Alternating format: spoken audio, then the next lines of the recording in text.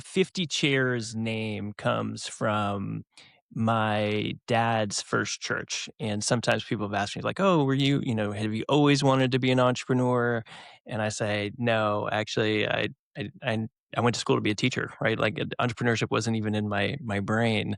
Um, but, looking back on life, my dad's story, I was like, maybe some of those early entrepreneurial roots were planted and I didn't even know about it. So my dad started a church, in Puerto Rico, found a hotel space that was at night. It was a dance club, and so on Sunday morning, the dance floor became a church floor, and he had them put out 50 chairs for to start the church. And so for the first 3 months of that 50 chairs journey, it was just me. I think I was like 6 years old, my little sister, and my mom. We just sat in front and watched my dad preach every day. And he came like, with fire every Sunday. But 3 months in, the guy who was setting up the chairs said, "Hey, I see that it's like just like, you and the kids. Can I put out 25 chairs because, it's a lot of work to put out 50 chairs." And my dad kind of had this argument with him about it. Said, "No, absolutely, got to have 50 chairs." The guy did not understand what was going on. Um, but he ended up conceding and put out the remaining 25 chairs. Um, and then if you fast forward, 6 months, first family came in. And then if you fast forward a year, all 50 chairs were filled. Mhm.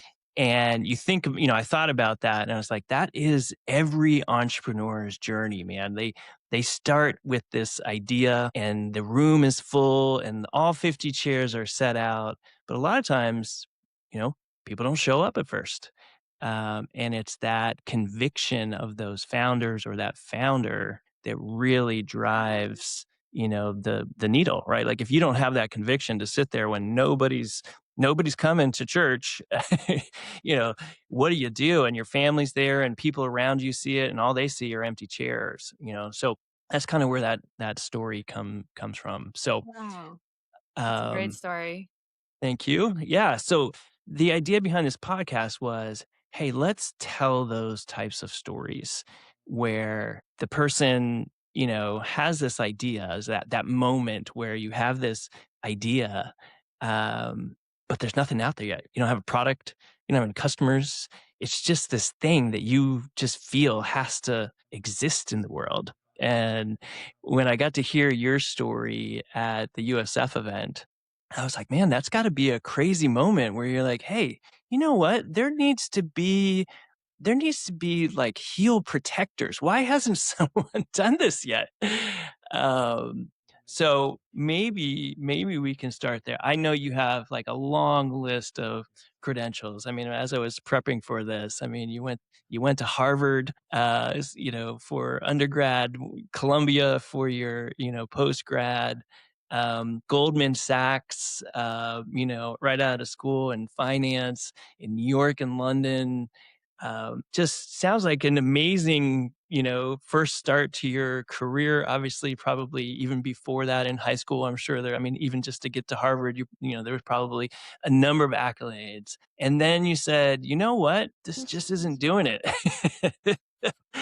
Walk me through that. Like, what was that transition from, saying, hey, look, I'm going to really, I'm living my dream, I would imagine at that point. And then this idea sparks in your head. Great question, Gary. First off, it's such a pleasure to be with you here. And thank you for having me as a guest. And I love that story of 50 chairs. And it does resonate with me as a founder and entrepreneur and as someone who's now incubating so many startups here at the Arc Innovation Center. That's by Arc Invest. So for me to go back to that moment, it does stem from that conviction and that passion. And, there's this great saying, you've heard it, we've all heard it, necessity is the mother of invention.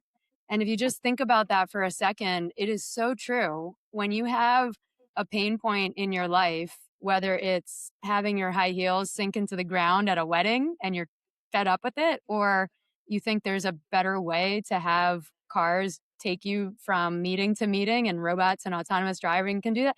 Like when you have that pain point, it starts this fire within you. And that fire is what drives that progress. And so for me, that necessity of I didn't want to ruin my shoes sinking into the grass, going to weddings. Like it sounds like such a silly problem or a simple problem, but I was constantly confronted with it. Started at my high school prom, first time wearing high heels with all my friends, trying to take pictures on the lawn, and everyone was sinking, and it was really uncomfortable. Every wedding or party, it was the same problem. And a lot of times when you encounter a problem, there's quickly a solution. Like within a short period, somebody comes up with someone.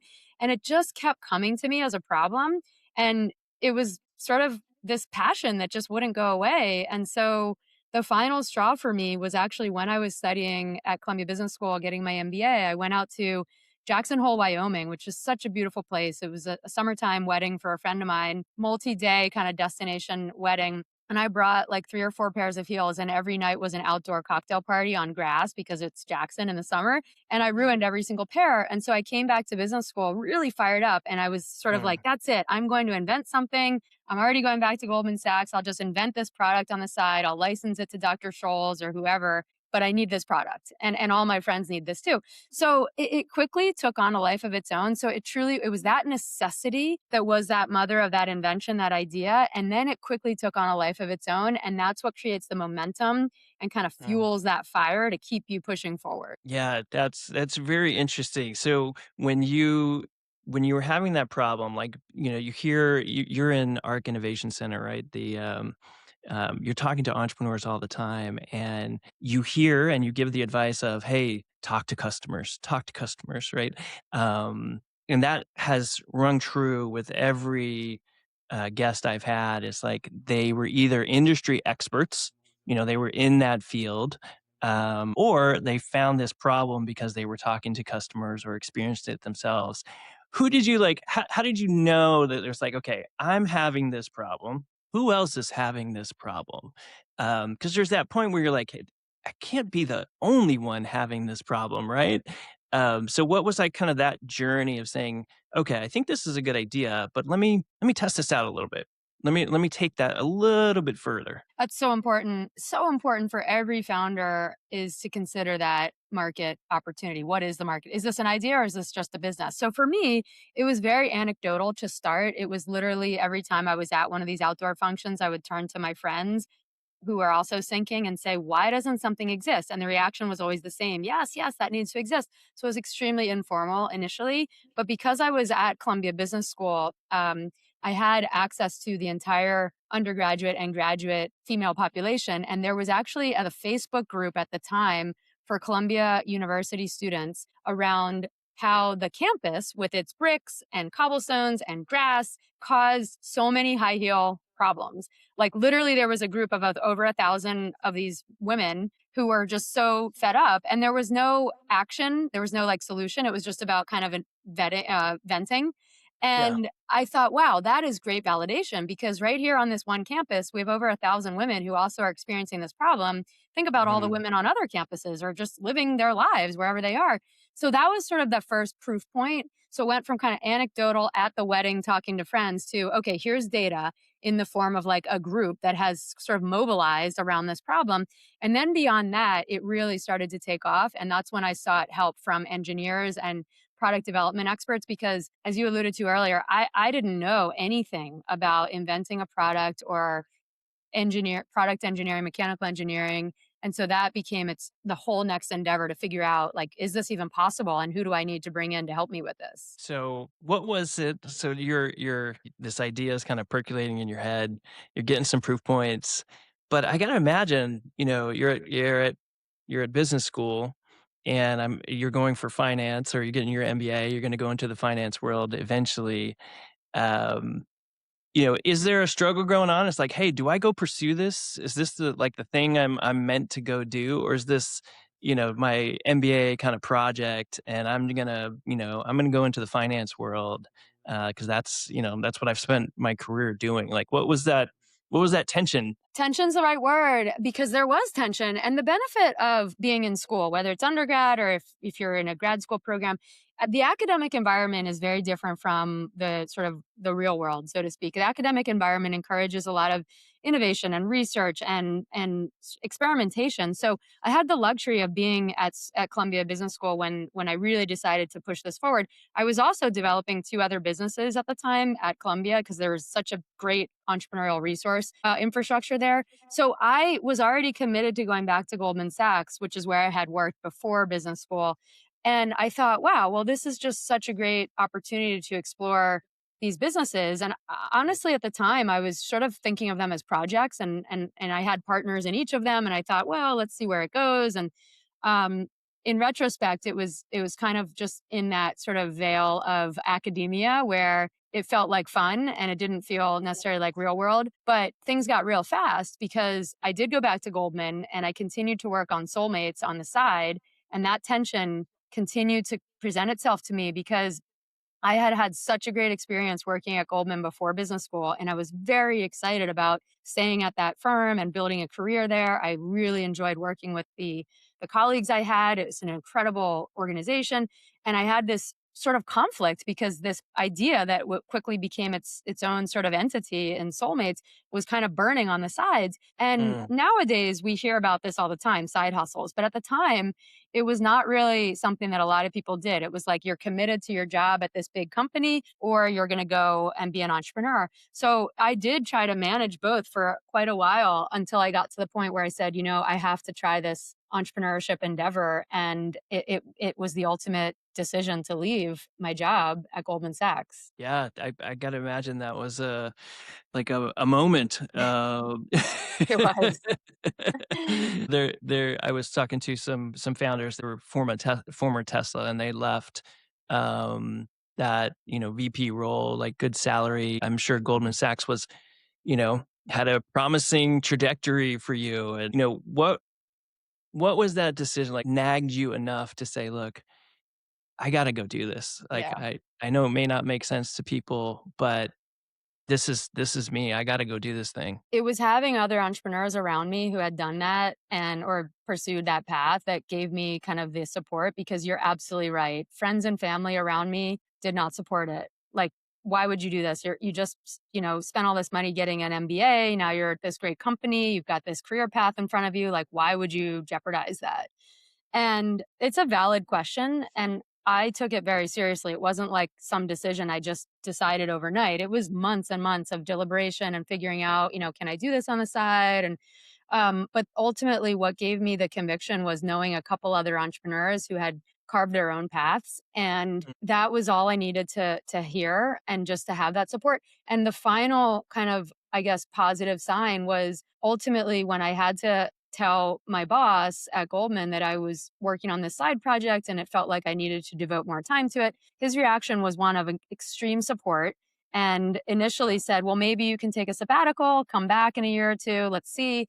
And ultimately, I didn't. I left. I left the firm, but it was just so important to know that he and the firm were supportive of entrepreneurs because at the end of the day, Goldman Sachs is a huge financial firm, investment bank, and their entire business is largely built on entrepreneurs. So, mm. people build companies, they take them public, and Goldman manages their wealth, all these different things, trades their securities. So, Goldman is very entrepreneurial. And so it was so wonderful to have that support from the people that had helped me so much in my career. And so Wow. once that became clear that there was going to be a positive reaction to it, I felt, okay, it's go time. Wow. I think that's special. I don't think that that's most people having that conversation really fear the reverse of that, right? Which is, "Can't believe it," "You're leaving us. What are you doing?" What a incredible boss, to to be so supportive. Was that I mean, it sounds like that was someone that was really kinda looking to mentor you and had mentored you through that. That had to be incredible to hear that from him or her, I'm not sure, but Yes, it was. And it was consistent across the board. A lot of my colleagues felt the same way, like, oh, this is awesome. Go do this, report back. And it was just so important because I had had such a great experience at Goldman, and it was the only company I had worked for because I started right out of college. So I knew that it had the potential to be catastrophic. If Goldman didn't support it, I felt like I would have burned that bridge and I would have been just devastated because here's a company that I had really put so much into. I had had such a great experience. I made great relationships with my colleagues, and I was concerned that, I now could risk all of that by sort of, leaving. And in the end, it was just so wonderful that they were so supportive because, yeah, it would have been a lot harder had they not been. Yeah, have you kept touch with that mentor? I have, yes. I spoke with him not too long ago, and he's since left the firm. But great guy. Actually, I'm catching up with my one of my other managers later this week. So yes, I've kept in touch with a lot of my former colleagues. I'm sure they were rooting you along the way. That's amazing. So you leave Goldman. You say, "Look, on great terms," which had to feel wonderful and encouraging as you're going into this. I know eventually you had, or maybe from the beginning, you had a co-founder. Was that co-founder in the mix at that point with you? Yes, she was a classmate of mine from Columbia and also had worked at Goldman before school and also went back to school afterwards. So having a partner definitely helped because we were on the same journey together. So it was good to have someone who was, deliberating this decision alongside me. So it didn't feel like I was completely isolated. Okay, so she made that decision at the same point you made it? Wow. Oh, you both jumped off, huh? Yes, yes. Which is actually an important point because I know a lot of partnerships typically they don't last for a lot of reasons, but one Yep. of the most common is that there are different um, levels of focus and interest. So some people have a job and they're doing the sort of venture on the side, and maybe the other co-founder decides to take that leap and is full time, and that creates this really difficult dynamic because it feels like it's not fair. Like, oh, Yeah. this person is only working on it 50% of the time while I'm doing it 100% of the time. And it gets complicated fast for people who are friends. I mean, honestly, friends is like the hardest. Friends and family members are the hardest business partners at times because you have so many other relationship dynamics at play. Yeah. But it is an important decision to have a founder or a co-founder. And I think that level of focus or bandwidth is one of the critical points to align on early. Mm. That's interesting. Yeah, I made that mistake, in my first company. I made the leap. And you're right, it did create all kinds of tension. Not only tension, we were in different time zones. I was on the West Coast, he was on the East Coast, full-time job. I mean, it was just all the things. I mean, we made it to exit, thankfully, but it was by the grace of God that it happened. So yeah, that's a really important piece of that. You guys had to be equally yoked, so to speak, in the commitment levels. So very cool. So you guys make the decision, hey, let's go do this thing. That had to be an exciting moment. What was next? Like Yeah. where did you say, hey, this is an idea? There seems to be some Yeah. people that think that they need a solution like this. Now we got to do this thing. What was next? Yeah. Well, the good part is that along the way, I was keeping really kind of a business plan going. So it wasn't like, okay, we're starting like literally from scratch. We're starting a little beyond scratch, but it's still pretty early. So we had kind of the playbook that we had thought was the right way to approach it. We knew that we had to raise a little bit of capital because we had put as much money as we had into the business to try to build out the product and get a website and kind of the basic stuff, do some legal start the company legally and stuff like that. But we knew that we would probably need to raise outside capital. We knew that we needed to invest in manufacturing tooling. We knew we needed some more product development and engineering help. We knew we had to develop a brand. So there was sort of a whole use of capital that we had listed. And we also knew we needed to recruit some partners. So the first few phases were around those central areas. And in terms of like recruiting the partner, I mean, around the actually mechanical engineers, people that could help us design this product and then understand how we could manufacture it at scale so it would be a consumable product, a product that somebody could buy at a drugstore. We knew that Mm, it had to, we knew the use case. We knew that women at weddings were probably the first kind of customers. But then beyond that, there were graduations, there were other celebrations, there was everyday use and protection. But those were kind of like the expanded layers of that core demo. So we used all of that as our guiding force in working with engineers to do the product development.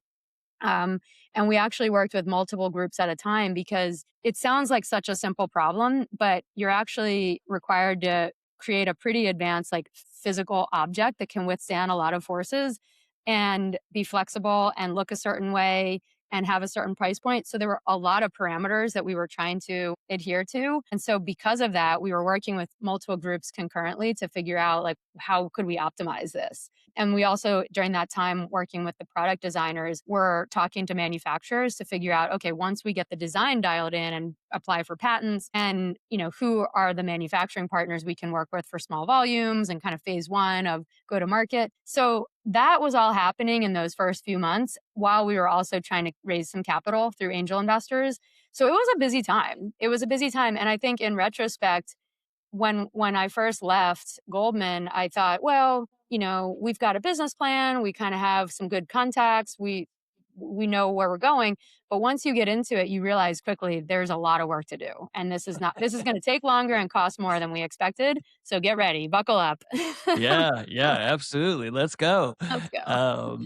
How helpful was kind of having that MBA background to kind of give you some construct of like, hey, here's how I should maybe think about the finances, the plan, kind of at least have a little bit of a roadmap. Was that helpful, or was that like, hey, there were some things I learned in school, but really it was more the doing that helped me find that path. It was helpful for a variety of reasons, but maybe not the ones you would expect. Tactically, it was less helpful, right? Like there were not a lot of mechanical engineers that I had met at Columbia Business School. So I had to be Yeah. resourceful and network and find those people. But we had a great professor that taught a course in product development, and he was the first person we reached out to say, hey, this is what we're doing. And he was supportive and ended up writing a business case study for his class. And then the network, like the first list of manufacturers that we got was through a classmate of ours who had been in investment banking in the industrials group. So he had a list of the top 100 injection molding companies in the US, and we literally called all of them.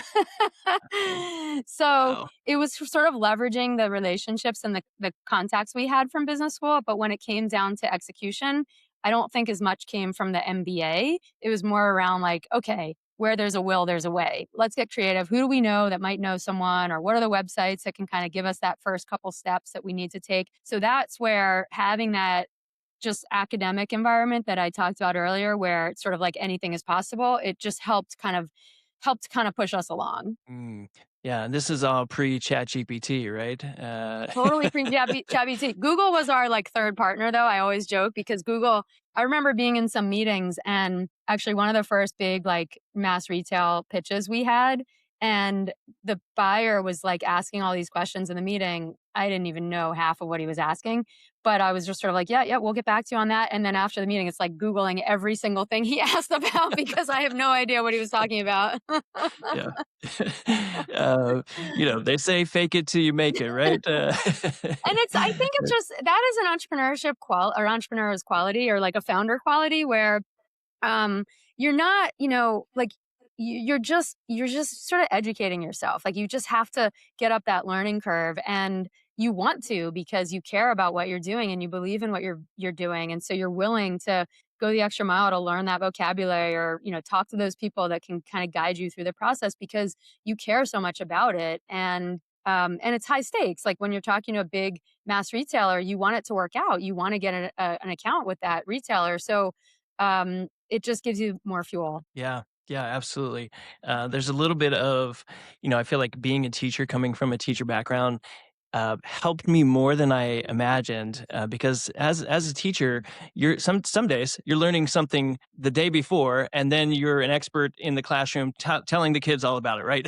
Yeah. As it is changing. So, and that skill has actually helped out a ton as a entrepreneur. It's like, hey, sometimes I have to learn on the go, but project that confidence when I talk about it with others. So. Yes.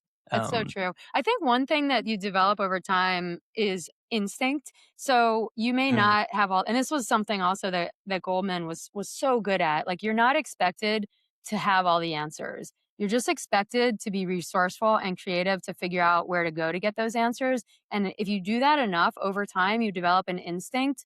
and you sort of start to feel where, I need to really learn this and become an expert because this is core to my business versus this is something I need to do right now, but ultimately I'm going to bring someone in as a team member who's going to take this over and really run with it because that person is the expert. So you start to develop a little bit of an instinct. And I think it's important in the early days as the founder to be exposed to all aspects of running the business. Because if you don't know about it and you don't care about it, how are you ever going to bring in someone else to do those things? Yeah, 100%. So you you guys started in, I'm assuming, the manufacturing component of this. You don't have any experience, so you're not an expert in this, but you have a connection who is. And what was that path? It's okay, we know what the problem is. What's the solution? How do we design this thing so that it does what we want it to do? How many prototypes did you go through to say, "Hey, this is the one"? And then ultimately, I think you filed a patent on that. What was that decision point? It's like, do we do this? I would gotta imagine in those days it's probably expensive to file for patents, things like that. So what was that part of the journey? Yeah, well, great point. So the patent was something, there's a provisional patent, which is not that expensive. It's a few $100, and you can apply for that using regular layman's term language. It's not a technical application, but it's a provisional in the sense that you then have a year to file a utility or design patent. So I had filed the original provisional while I was still a student at Columbia. And that's when the clock started ticking. And that's why some of those first efforts were around working with product development people and engineers to design the product because to submit a utility patent you have to reference prior art, which is all the other inventions that are kind of adjacent to this item, but you also have to submit technical engineering drawings. So in the early days, the engineer that we ultimately decided to work with was a company that I found through a website called thomasnet, which is still a great resource for founders. I knew that I was living in New York City at the time, and so I knew that I wanted to go visit this person, and this location of the company was in New Jersey. So I literally did like a search of what's 50-mile radius from New York City, and met with a bunch of engineers that were in that vicinity, and the ultimate firm was in New Jersey, and it was really helpful because what sold me on this particular firm was their ability to sit with us and really think about the use case. Mm, And here's something that also was part of the journey. Like, this was really a women's product. Like, it's a high heel product. And most yeah. of the engineers, if not all of them, were men who had never experienced this problem firsthand. So there were some of these designers who just couldn't quite get there in that pain point. And they're like, well, I know what you're talking about, but just, change the whole look of the shoe. And in my mind, well, that's not really accomplishing what we're trying to do. So the firm Mm. that we chose, they spent the time with us to really understand the use case, the application, and what's important to us and to women, and why like it has to be clear and not like a dark colored kind of accessory, or why it has to be a certain durometer or flexibility because you have to be able to put it on a couple different sizes of heels. So it was that time that they took with us that really showed me that they had the conviction and passion and the intellect to be able to help solve this problem. So, it's just funny to say that because I don't wanna go there yet, but I know in Shark Tank, you did have some of them you brought the shoes, and not everybody participated, but if you did, to your point around men not knowing what that is like and having to experience that, I think having the right engineering firm that was willing to say, "Look, I don't know what this is like, but I'm willing to sit down and understand, and I'm not gonna modify your dream. I'm not going to tell you to not put out those 50 chairs. I'm going to go through this with you and really understand that vision. That's very cool. So you ultimately decided on them. How long did it take from initial design one to we solved the problem? It took a lot. Your question about how many prototypes, there were several prototypes. And initially there were like 3 designs, and then it became 2 designs that we continued to prototype and iterate, and then it became one clear winner because we had all those characteristics that we were trying to check.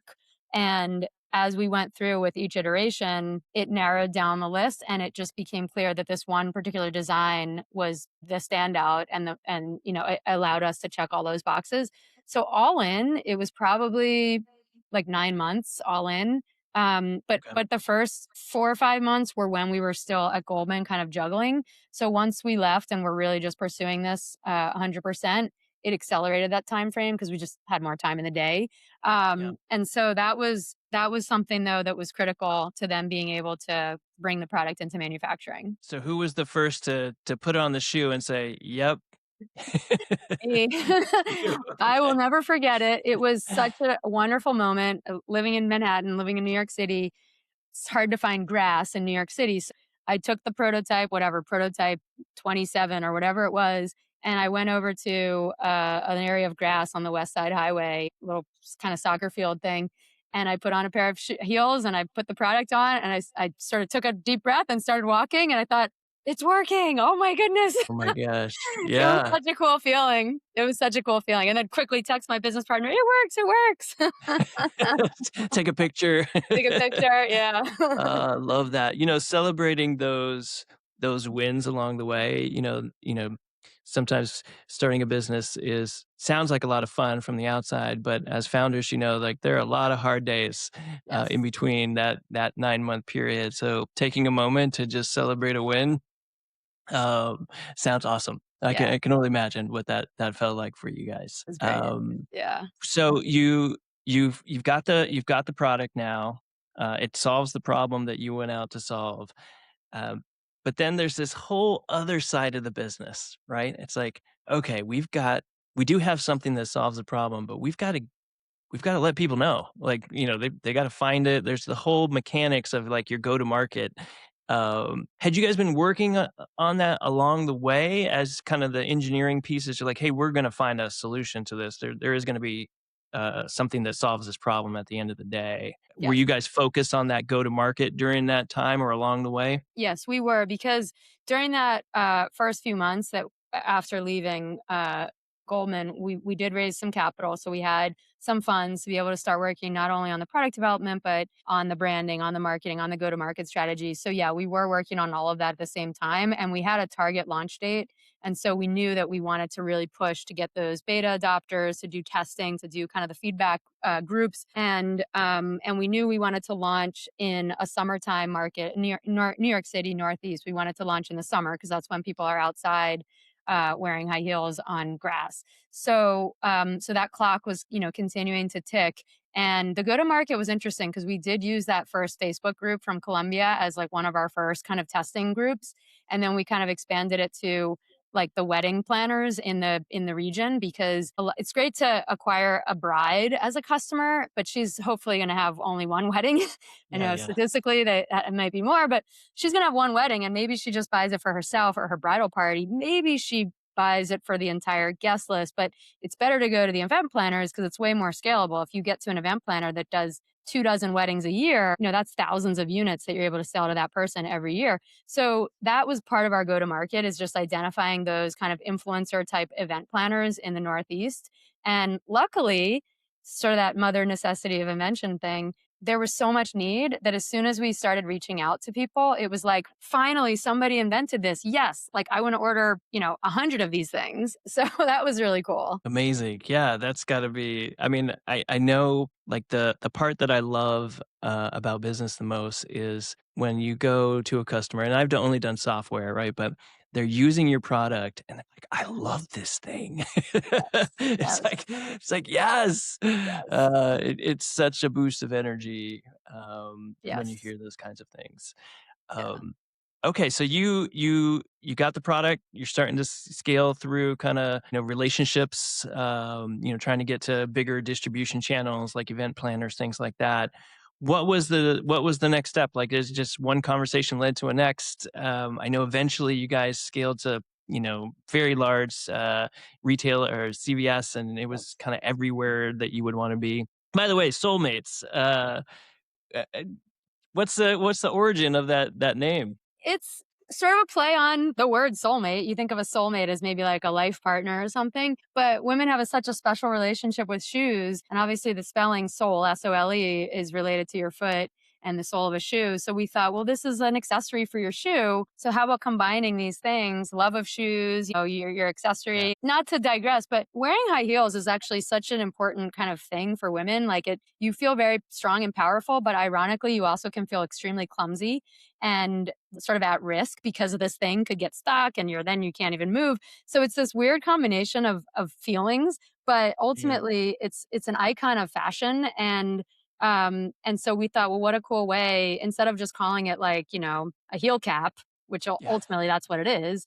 Like, Yeah. let's treat it. And we knew we did have a roadmap of other products because we saw that there was some white space in the market where women, because of the special relationship with shoes and with like accessories as a big category, we wanted to brand Soulmates to be a platform for additional innovations around shoes for women and less around like orthotics and kind of like, bunion care or stuff like that, and more around like the Spanx. Like Yeah. Spanx was a comp for us, like Sarah Blakely's company Spanx, because it Yeah. turned shapewear into like a category that people almost like bought with pride. They're like, yeah, I'm wearing Spanx. Like she kind of redesigned or actually created a whole category. So we thought we could do the same thing or something similar with shoe care. Okay. So, I'm gonna fast forward a little bit. Yes. So you've got product, you've got initial customers going. Somewhere along the mix, someone said, "Shark Tank, let's go. Yeah. Let's get in front of the sharks." How did you discover Shark Tank? Was that strategic on your part, or kind of like, hey, you saw something and said, we should do that? It was a dream. I mean, I started watching Shark Tank early on, and just thought, what a great show. Like, what a great, and originally it was on Friday nights. And so most Friday nights I was home watching Shark Tank, which says something about my social life. But I just thought, what a great show. And it was inspirational and it was motivational for us. So I think it was on our radar like early on, but then the initial application took place through Columbia Business School, where producers came to Columbia Business Mhm. School well after we had graduated, and they were doing an audition for alums and students to pitch in front of producers. So we got accepted. We went through the first round on that on campus pitch, and then the second round we blew it. Like we did a terrible job and we didn't get past that. The second round was to submit a video of yourselves talking about your business, like a 7-minute video. And we blew it because we thought they wanted some Hollywood produced, scripted kind of like documentary type thing, which is not at all what they wanted. They wanted to hear from the founders and authenticity. So we didn't get through the second round. And then a year or so goes by, and we were getting emails from other producers from other shows. And so one of those emails we just wrote back and said, "Hey, we'd love another shot to apply to Shark Tank. Can we have another chance?" And they said, "Yes, send us a video." So the second video was much better. It was literally just us, and a friend brought in, she came in with her camera, her iPhone basically, and was just like recording us talk. And that's what they wanted, because at the end of the day, it's television and you want diversity of personalities and you want different types of companies and people. You don't want scripted. Like that goes Mhm. against reality TV. So the second chance we got through the second round, and then we were asked to go out to California. I mean, it's this whole process. It's this Yeah. whole long process. It takes a lot of time, a lot of energy, and a lot of times it doesn't work out. But Yeah. for us, it was great. It was a great experience. So I want to pause on that authenticity for a second, because I feel like this is a common struggle for entrepreneurs. Because they know everyththing that's going wrong in their business, and they have, if you have people on your team, like you got to present like, hey, we're working towards a goal, right? But what I have found just over the years, particularly with investors and others, is that authenticity is your key to moving forward in any relationship, and feeling free to be authentic and say, not that you can't, hedge a little bit in your conversation, but being genuinely authentic about what you're doing, how you're doing. What did that teach you guys in that moment to say, yeah, this didn't work because we tried to overproduce that? It's such an important lesson, and I've talked about this when I've talked to different founder groups over the years, is that authenticity is what makes you valuable and unique, and that's something that you need to embrace. But to your point, it's a fine line, because when you're building something, there's a lot of things that you don't know. And if you just go out into the world and say, I don't know what I'm doing, that's not going to work. Like people are Yeah. investing in you, you're the leader, like you have to have that focus and you have to get smart quickly. But I think there's a balance when you're an entrepreneur where you need to be relatable, especially if you're in the consumer space where you're building a brand and your personality is kind of tied to that brand. And that's a strategic choice, by the way. If you're a developer and you don't have an intention to build a brand and be sort of the face of that company, then that's fine too. But I think you have to sort of have that strategic decision of like, what is your role in this company? And therefore, if I'm going to be part of the face of this and be out there talking to people, I need to be authentic because that's what will resonate. And just an interesting story when we first started doing marketing, like after we had the products and we were in the market, we thought, we have to create this idea of this big brand, almost like a Dr. Scholl's or a Spanx. And people don't want to hear from us, the people behind it. They just want to see that there's this company doing this thing now. And we couldn't have been more wrong because the Mm. thing that resonated the most with our customer base was our story. Like there was this relatability that I would meet women in traveling or just wherever, and they would say, like, yes, like this has happened to me so many times. So we were totally wrong about the branding and the story. Like we were central to the story because we were the people having the problem. So I think when it came to Shark Tank, again, we were just sort of like thinking they wanted something that they didn't. And once we realized that the authenticity is what it's all about, that was just a turning point. And it was like stayed with me, it stays with me still, that you have to be authentic and you have to, embrace the things that you don't know and learn and continue to grow and be smart about things. But you always have to be authentic to yourself and why you're doing what you're doing. Yeah, I think there's real freedom in that when you discover the balance, like you said. Yes. Um, so you submit the second video, it's more authentic, and what happens? Like, I know there's a whole process to go through, and I've watched your episode probably 6 or 7 times now. I mean, there's so many components of it that are interesting. But walk me through that process. So you submit the video, and they say, They say, "Okay, you're in." okay. So the next round, it's literally months of working with producers on weekly calls, figuring out what your pitch is. You have to submit a lot of information around the business and the goals are what your ask is and all these things. And that literally goes on for a long time. And I think, I don't know for sure, but I think during that time, the producers are sort of figuring out who do they want to invite out to LA to actually tape or record the show, and so they're sort of almost creating a portfolio for the season. And so it's no guarantee you're going to be invited out to LA when you're going through the months of the prep. But when if they do decide to invite you, it's a week's notice or even less than a week's notice. So you sort of have to be ready to go and drop everything and go and hope that you're prepared because when you get out there, it's intense. Like you Sure. only get one shot. It is one record. You better know your stuff. You have no idea what they're going to throw at you. You've seen the show. You've seen our episode. You know that they're trying to, create an intense environment. What you may not know is that our PR segment was a 90-minute stretch, and they boil it down to like 8 minutes. Wow. So all of that footage is just stuff that you never even see, but we lived it, of course, and you don't know what is ultimately going to make that final cut. So you have to be ready and answer every question because the producers are trying to create good television as they should. So they're Yeah. going to compress to 8 minutes or 7, 8 minutes and make kind of the best TV footage they can, while being truthful to the outcome. I mean, of course, if you do a deal, that's the big moment of the session.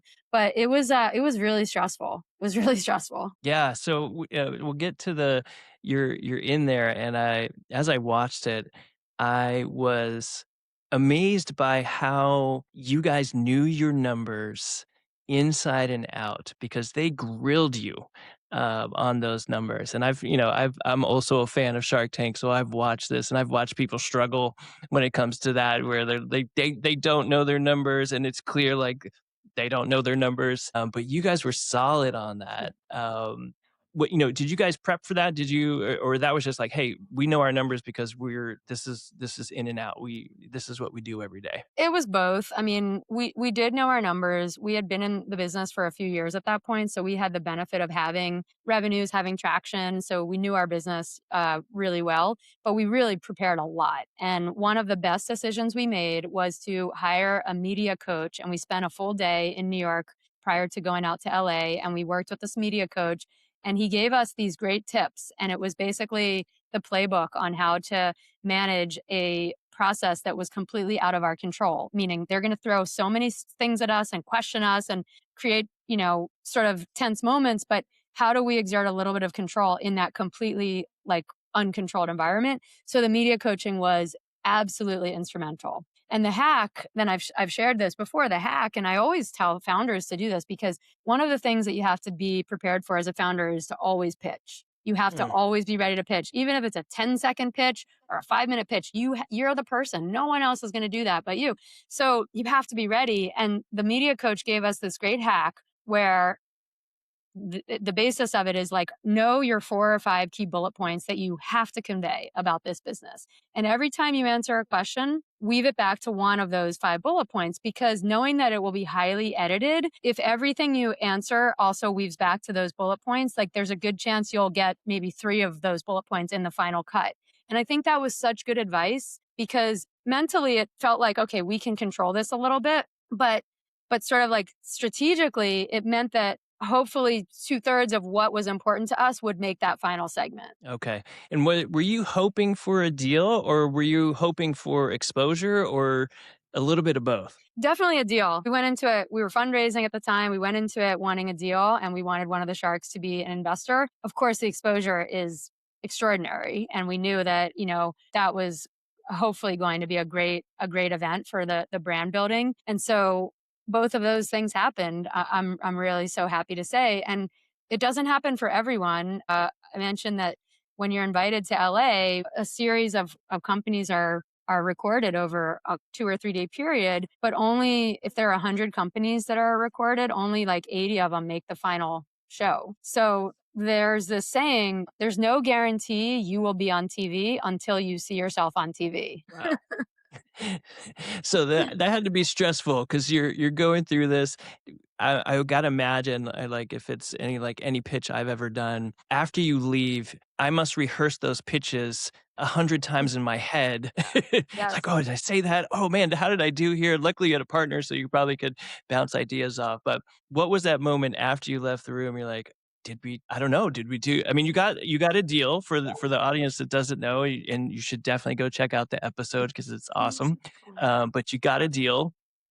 Um did you feel like you guys nailed it? I think in that moment, yes, it was the elation. It was, oh my goodness, we just got a deal. It was just so exciting. And of course, later you're sort of replaying and reliving some of the moments, thinking like, oh, I didn't really say that right, or I should have said this. But we were just so excited. And it was an incredible feeling. But here's the rub. You can't talk about it. Mm, So you do this incredibly exciting thing that you've been trying to do for a long time. And when you get to that goal, like you can't really tell anybody because you're under this really, really big NDA. And that was hard. That was hard yeah. because as a founder, as much as it's hard for us to celebrate our wins because we're always thinking about what's next, we also like when we celebrate, we want to tell friends, family, we want to, talk about it on social. We couldn't do any of that. So that was a Mm. weird feeling. So how long between, "Okay, we know in the studio we got a deal, can't say anything," and then when the episode is going to, if it does happen, will go on at this time? It was about 4 months. Yeah, Okay. 3.5 months or so. And it was very hard because during that time, you're sort of in this strange state where you're excited about this thing. You still don't know that you're going to air because there's always Mm, breaking news. There's always potential that you get cut from the season. Like, so there are these sort of concurrent things happening. Yes, you did that deal and you're working with the Sharks team and you're kind of going through diligence, but the producers are also still building out the show and you may not be part of that. So it's this strange situation. I have never been in a situation quite like that. It is a Yeah. very strange, surreal thing. And luckily, we still, we had a business. It was a few years old at that point. So we just kind of, at least for me, my kind of coping mechanism for that uncertainty was just focus on the business, just keep growing it as we had been and just focus on what we can control. And we found out like in October of that year that we were planning to air on an episode like 2 weeks out. But even then, the producers are sort of warning you. But, if there's breaking news that night, it might not air. So just heads up, there's no guarantee you'll be on TV until you see yourself on TV. Wow. Wow. It's like, okay, we're already running a business. That's not stressful. And then you add this extra element. Because I gotta imagine, like, what if it does air, it's such a popular show that Yeah. it could be transformational for a business and it sounds like you were in a position to be ready for Yeah. the influx, if it happened. So Yeah. you're waiting. Did you have a little watch party? Oh, we had a big party. We were Big like, "All party, right, okay. we're going for it. Even if it doesn't air, we're gonna have a party, invite our friends." Because at that point, they do allow you, I think it was like a week and a half out, they do say, "Look, if you wanna, mention it on your socials or whatever, you can start telling people because they want viewers too." So we had a party. We had a great party, actually, a great party in New York, and it was super fun, and it was also very nerve wracking because we had no idea how they were going to edit that 90 minutes. So they have free reign on however they want to portray you. And they're capturing footage the whole time you're on the set. So you could kind of be coming across as somebody that you're not. Mm. And that's where when we watched it for the first, for the launch party viewing, it was the first time we were even seeing how did they edit this? Like, how are they portraying us? We knew the outcome, but we had no idea what was going to happen leading up to that outcome in terms of what they showed. Well, I can say having watched the episode, I feel like they did a good job, although Alan did mention that, at USF, did mention that moment where you come in, it's quiet, and you got the That was the they did best. capture that one. So they do a teaser the week before and they'll say like next week on Shark Tank and they do like a little 30-second teaser.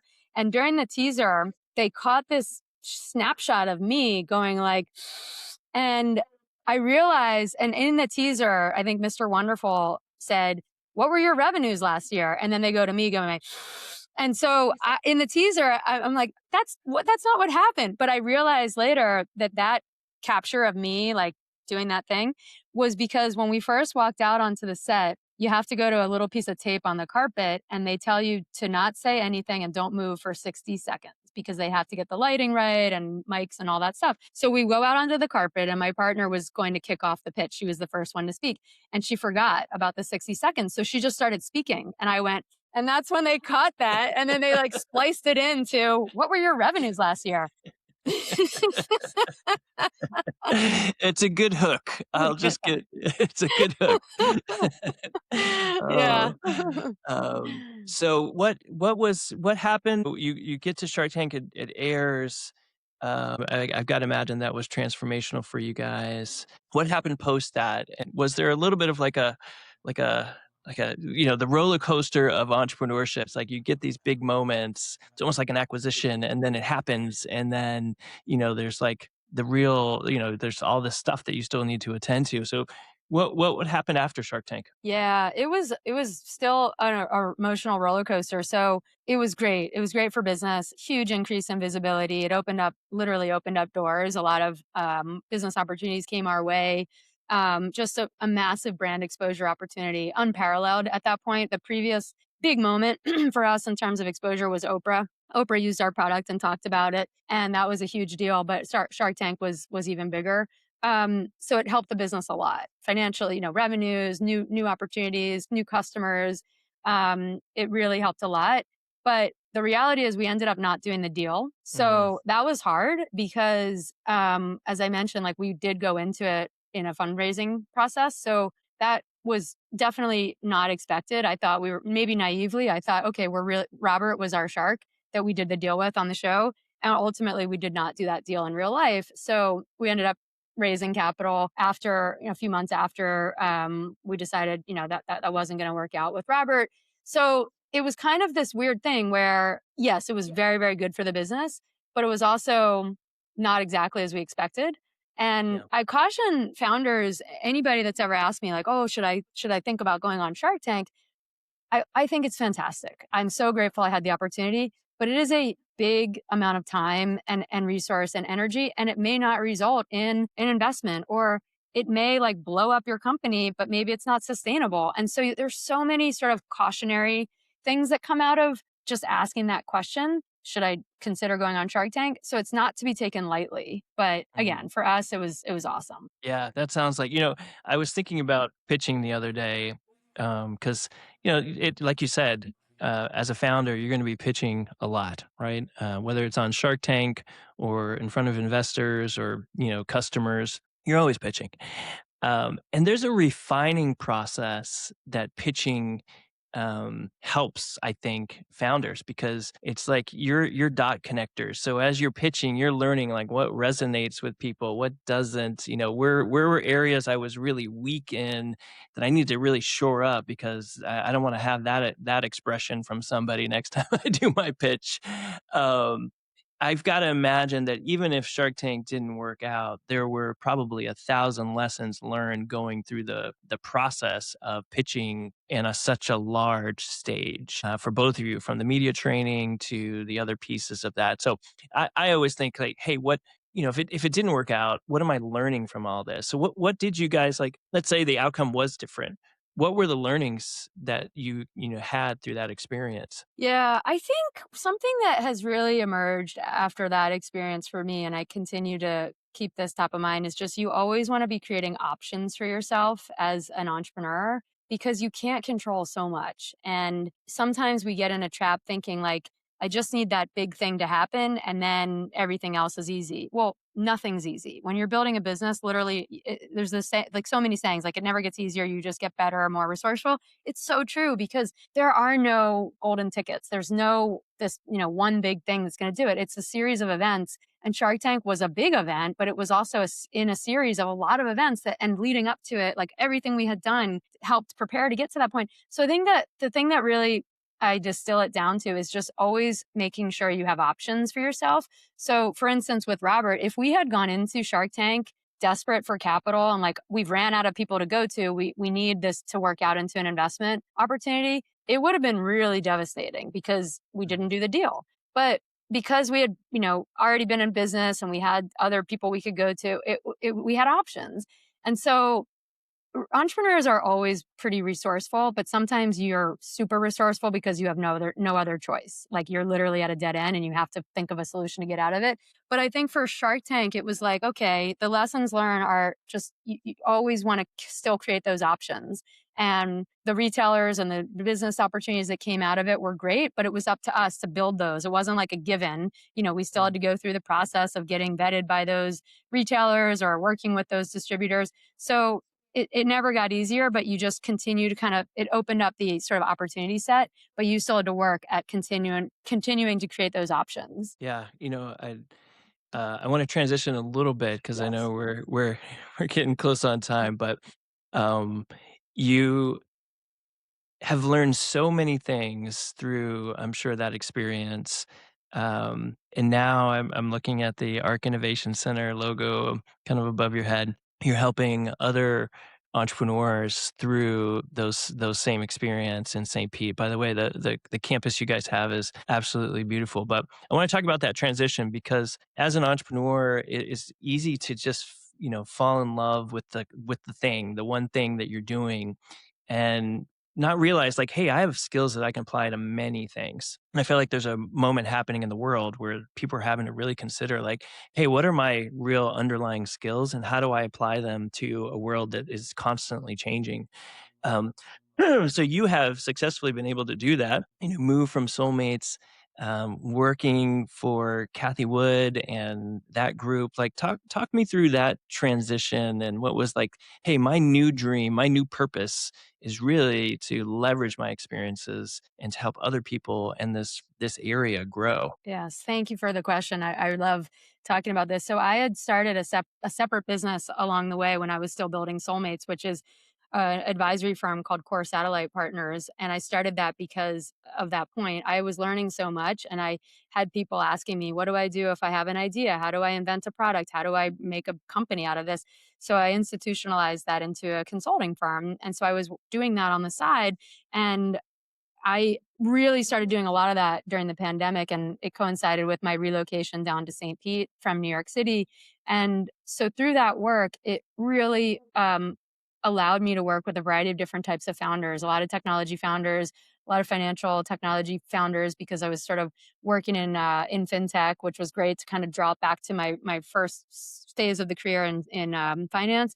And I realized that there's so many common themes that we go through as founders. And Mm, it's a lot of what we've talked about today. It's how do you know if an idea is a business? Figuring out your market opportunity. What are the resources that you need? What are the capital requirements? Is this market growing or retracting? That's a big one right now.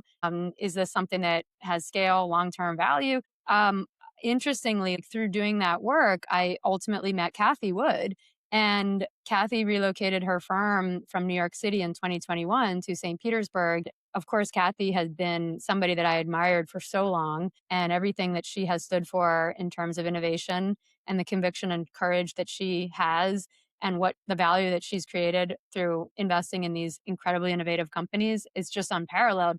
So, when the opportunity to work with Kathy and the ARC team and build out this incubator was presented to me, I thought this is a dream come true. Because here I can take a lot of what I've learned and have a space to actually support now 45 companies who are early stage founders innovating across these incredible categories of AI and robotics and energy storage and blockchain and multiomics. Like, what an incredible time to be alive. And we have such a great time because we're learning from each other. I don't claim to have the answers. I'm not an expert in all these things, but I'm trying to bring people together and bring in people who can help support these companies as they grow. And it's so much fun.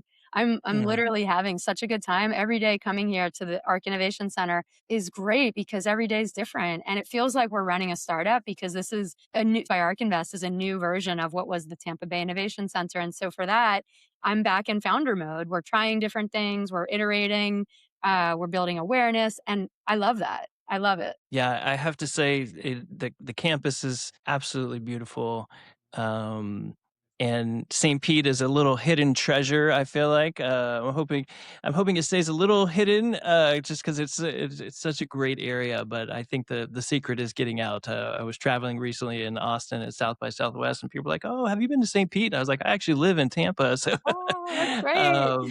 um, so what are you seeing in I know this region, I went to the, USF's, State of the Region event, which I thought was amazing, kind of the reason why they started that in the first place, and, I feel like this area has some really strong roots, that are just starting to kinda grow and make visible to the rest of the world.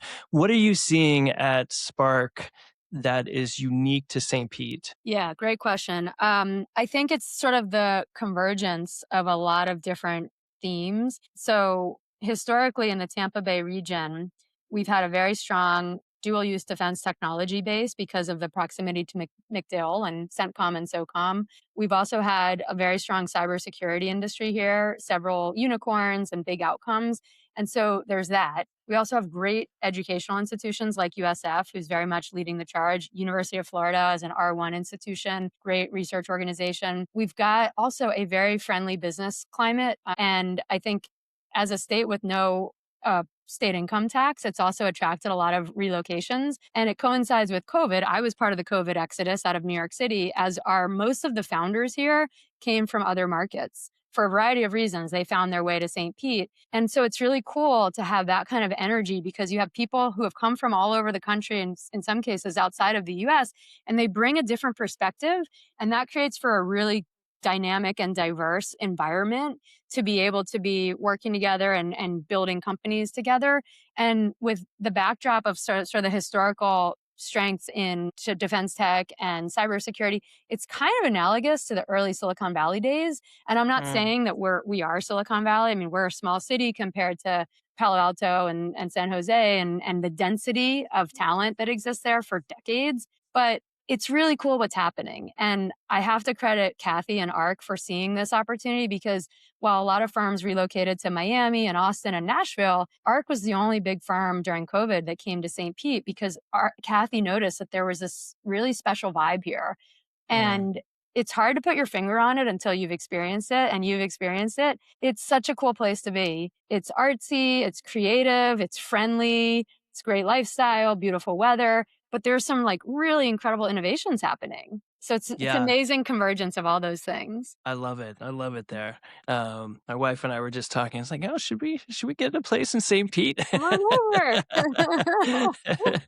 um, how was speaking of Kathy, just for a moment, how was I know there's a connection between what you're doing at like the Arc Innovation Center and those startups, but as I was kind of listening to you guys talk about it, one of the things that I thought was so interesting is that you've got this, powerhouse financial, investment firm, and then all of the engine that comes behind that in terms of understanding the market, their investments in SpaceX, their investments in Tesla, kind of really seeing around the corners in a lot of ways.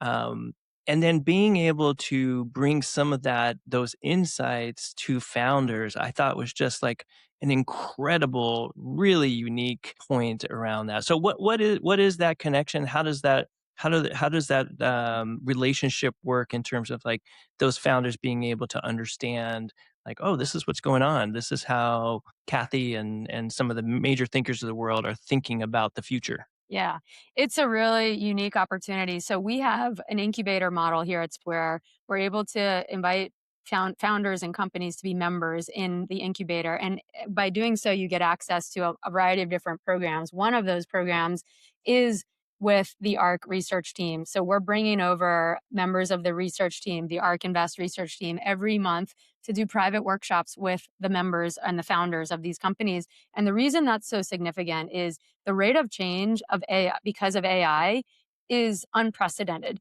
And so when the founders have access to the insights of the research team, they can actually apply those insights to their businesses as they are building them. And so Mm. that level of access is unprecedented. It has never happened. We've never, created this until now. And it is so cool because we are seeing that. We are seeing the value of that where our founders are able to actually tweak or iterate or pivot what they're building because of the research insights that the ARC Invest team brings, in addition to Kathy's support in that regard. We also have a variety of experts from different specific industries, professionals from different backgrounds who are coming and doing private workshops and office hours and things like that. And then we also do a variety of different programming to help the founders who are fundraising. We do pitch practice, we do lunch and learns where we can bring in an expert to talk about a specific topic or have founders demo their product. This is actually probably one of the best benefits. You have a beta test group right here. If you Mm. want to showcase your platform and get feedback from users, you've got many founders who are willing to help you with that. So that's really helpful as these founders are iterating and building. And to have the beautiful space and the Arc Innovation Center to do it with this dynamic group of founders, it just makes for such a great environment. You must love going to work I every do. day. I do. uh, well, Becca, what does the future look like? What is the future for Spark Innovation for you? I'd just love to talk about that a little bit, and then we'll wrap. Future is bright. There are a lot of things we have on our roadmap. We're continued to focus on creating value or adding value to these companies. So we will add more programs, bring in more people. We're hosting a big event in May, probably May 21st, which will be our next innovation showcase. And we'll do that quarterly. That'll be a way for founders to present to a large audience of investors and corporate partners and things of that nature. We did the first one in February. We will continue to grow programs and support these founders. I think I won't be surprised if we have some exits that come out of the companies here because of what they're building and the opportunities that they're really capitalizing on. And we want to have an impact in our community. So as much as we're supporting these companies in the building, we also are reaching out to our community and figuring out what problems can we help you solve. So we've started to set up a venture studio so we can do exactly that. We live in Florida. We're subject to storms. We had terrible storms in 2024. People are still dealing with the after effects. So things like AI permitting should be a thing here. We should be able to rebuild faster And AI is such a great tool to be able to make that process work more efficiently. So things like that, like we can presumably build a solution for the city, the county, for our residents and our business owners. And we can do that through a venture studio model within Spark Labs. So things like that are on our roadmap. And so I'm really thrilled about what's ahead. I'm sure you're not the only person excited about or the AI permitting. Exactly. Yeah, that would be amazing. Yeah. Well, Becca, thank you for taking the time to share kind of your journey. There's lots of lessons learned through all of it, and I'm excited about the future that you're building with Arc Innovation Center. So, thank you. Thank you, Gary. It's my pleasure. And thank you for acknowledging what we've been building here and for coming to visit us and for all of your support. It's really a privilege to know you and look forward to having you come visit again. Thank you. I look forward to it. I'm going to Ah. stop recording.